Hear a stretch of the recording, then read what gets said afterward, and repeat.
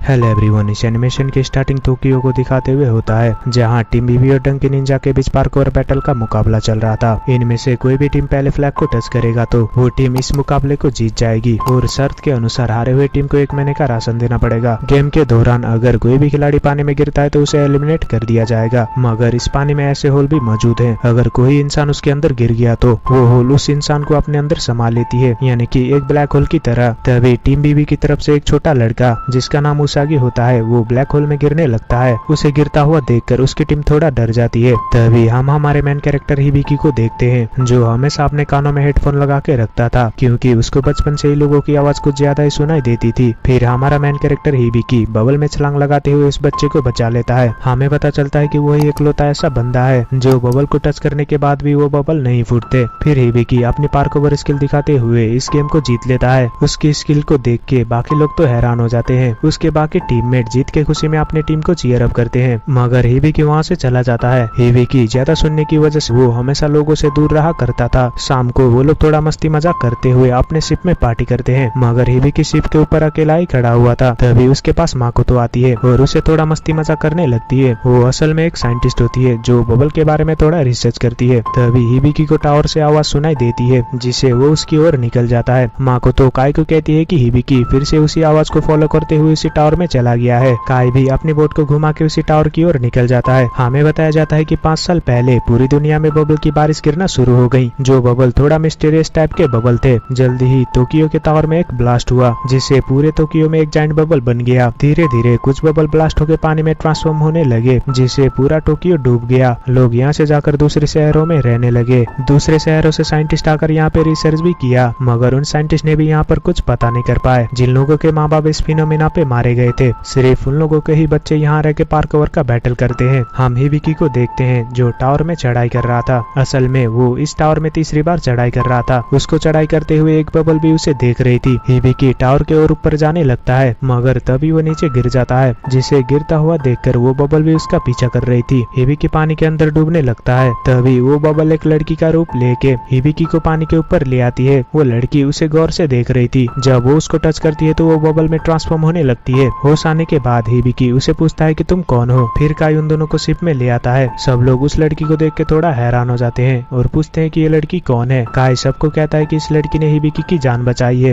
सब लोग बातें कर रहे थे कि वो असल में कहाँ से आई होगी। वो बबल जिसे कुछ इस दुनिया के बारे में पता नहीं था, इसीलिए वो यहाँ थोड़ा अजीब हरकतें करने लगती है। शाम को जब वो लड़की बाहर बैठी हुई थी, तभी वहाँ माकोतो आकर उसे अपना जैकेट पहना देती है ताकि उसको ठंड न लगे। फिर उसके हाथ में पहनने के लिए ग्लव्स दे देती है और उसे सोने के लिए बोलती है। जब माकोतो सो जाती है तब वो लड़के चुपके से हिबिकी के कमरे में आ जाती है और उसे गौर से देखने लगती है, जिससे हमें पता चलता है कि वो बबल हिबिकी के लिए फीलिंग रखती थी। जब वो उसे टच करती है तो फिर से बबल में बदलने लगती है और थोड़ा उदास हो जाती है। सुबह माकोतो माइक के दौरान सब लोगों को उठने के लिए आवाज लगाती है और सब लोग सुबह सुबह एक्सरसाइज करने लग जाते हैं। वो लड़की भी बाहर हिबिकी का इंतजार कर रही थी, जिसे देखकर उसागी हिबिकी को बुला के बाहर ले आता है। जब वो लड़की हिबिकी को देखती है तो वो थोड़ा खुश हो जाती है और उसके आगे पीछे एक पेट की तरह घूमने लगती है और उसके साथ मस्ती करते हुए उसकी हेडफोन लेके एक टावर में जाके बैठ जाती है। जब वो टोक्यो के टावर को देखती है तो वो हेडफोन को नीचे गिरा देती है और वहीं गाना गुनगुनाने लगती है, जिसे हिबिकी भी सुन लेता है। उसके बाद जैसा हिबिकी एक्सरसाइज करता है, वो लड़की भी वैसे ही एक्सरसाइज करने लग जाती है। उसके बाकी टीममेट कह रहे थे कि हिबिकी की वजह से ही हम हमेशा पार्कोवर का बैटल जीत लेते हैं। इधर वो लड़की बेचारे मुर्गियों का अंडा तोड़ रही थी, जिसे माकोतो देख लेती है और उसे रोकने चली जाती है। तभी वो लड़की एक मुर्गी का पीछा करते हुए हिबिकी से टकरा जाती है, जिसे हिबिकी को थोड़ा चोट लग जाता है। ब्रेकफास्ट करते हुए हिबिकी उस लड़की का नाम उता रखता है, जिस नाम को सुन के वो लड़की भी थोड़ा खुश हो जाती है और सब लोग उसे उता कह के बुलाते हैं। उसके बाद माकोतो अपने कंप्यूटर में वेदर के बारे में रिसर्च कर रही थी। तभी वहाँ काई बियर लेके आ जाता है। बियर पीते हुए माकोतो उसे पूछती है कि तुम्हें पार्कोवर इतना पसंद है तो तुम पार्कोवर ज्वाइन क्यों नहीं करते। तभी काई रिवील करता है कि उसका पैर पार्कोवर की वजह से ही टूट गया था और उसे अपना आर्टिफिशियल पैर भी दिखाता है। माकोतो कहती है कि हमें इस पार्कोवर बैटल को बंद कर देना चाहिए। वो दोनों ऐसे ही काफी सारे बातें करते हैं। बातें करने के बाद काई वहाँ से चला जाता है। अगले दिन हम अंडरटेकर टीम को देखते हैं, जिनके सुपर बूस्टर लगे हुए थे। वो अपने बूस्टर का इस्तेमाल करते हुए दूसरी टीम को आसानी से हरा देती है और बेट के हिसाब से वो हारे हुए टीम का राशन ले लेती है। हारे हुए टीम का लीडर उससे गुस्सा कर रहा था। शाम को जब माकोतो आज कौन सा बुक पढ़ू सोच रही थी, तभी वहाँ उता आकर द लिटिल मरमेड की बुक निकालती है। फिर माकोतो उसे द लिटिल मरमेड की कहानी सुनाने लगती है, जहाँ एक मरमेड प्रिंस से प्यार करती थी। सुबह उता हिबिकी के पास जाकर उसको प्रिंस ड्रीम्स और अपने आप को मरमेड कहती है, जिसे सुनकर हिबिकी थोड़ा ब्लश करने लगता है। जब हिबिकी पार्कोवर की प्रैक्टिस करता है तब उता भी उसके साथ साथ प्रैक्टिस करती है। ऐसे ही धीरे धीरे दिन बढ़ते ही जाते हैं। जब एक दिन हिबिकी उता को पार्कोवर सिखा रहा था तभी उसके बाकी टीममेट उन दोनों को इतना पास देख के थोड़ा खुश हो जाते हैं, क्योंकि हिबिकी हमेशा अपने टीम से अलग रहा करता था। सब लोग हमेशा ही ऐसे ही मस्ती मजाक करते हुए खुश रहते हैं। उता भी थोड़ा बहुत इस दुनिया के बारे में समझने लगी थी। एक दिन जब हिबिकी अपने सीक्रेट जगह पे फूलों को पानी डाल रहा था तब उसका पीछा करते हुए उता भी उसके साथ आ गई थी। उता भी वहाँ आकर उन फ्लावर को देखने लगती है। हिबिकी उसे ये बात सीक्रेट रखने के लिए बोलता है। थोड़ी देर के बाद हिबिकी अपने बचपन की स्टोरी उता को सुनाने लगता है। असल में उसके कान काफी सेंसिटिव हैं। मेरी माँ ने मेरे को ठीक करने के लिए हर एक कोशिश किया, लाखों कोशिश करने के बाद भी मैं ठीक नहीं हुआ, जिसके बाद थक हार कर मेरी माँ ने मुझे चाइल्डहुड सेंटर में छोड़ दिया। और जब 5 साल पहले बबल पहली बार दिखे थे तो तब मैं सेंटर के बच्चों के साथ उसी टावर में था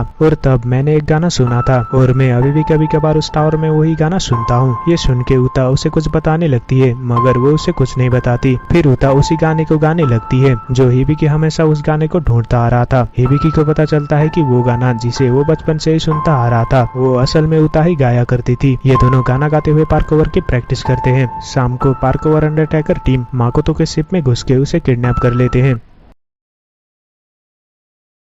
आखिरी में मैं ये बताना चाहता हूँ, मैं अभी वीडियो इसीलिए नहीं बना पा रहा ताकि मेरा अभी एग्जाम चल रहा है, तो भाई मैं अभी फेल होना नहीं चाहता। और देखो मेरे को ये पार्ट 1 पार्ट 2 बनाने का भी कोई शौक नहीं था। मैं जब पूरी मूवी को एडिटिंग करने लगता हूँ तो मेरा मोबाइल पूरा हैंग हो जाता है।